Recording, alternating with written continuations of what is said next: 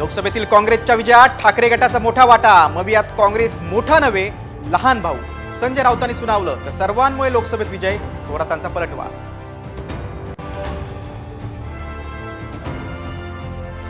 माजी खासदार भास्करराव खतगावकरांचा काँग्रेसमध्ये प्रवेश, नांदेडमध्ये भाजपला धक्का।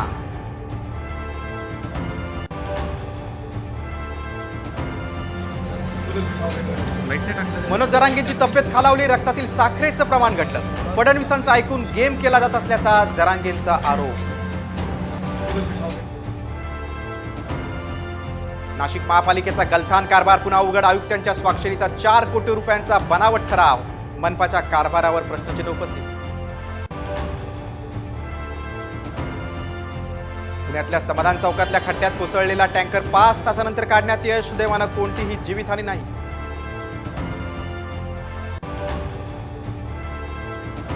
आणि म्हाडापाठोपाठ सिडकोच्या घरांच्या किमती 5 ते 6 लाखांनी कमी होणार, सूत्रांची माहिती। लवकरच नवी मुंबईतील सिडकोच्या 40,000 घरांसाठी सोडत।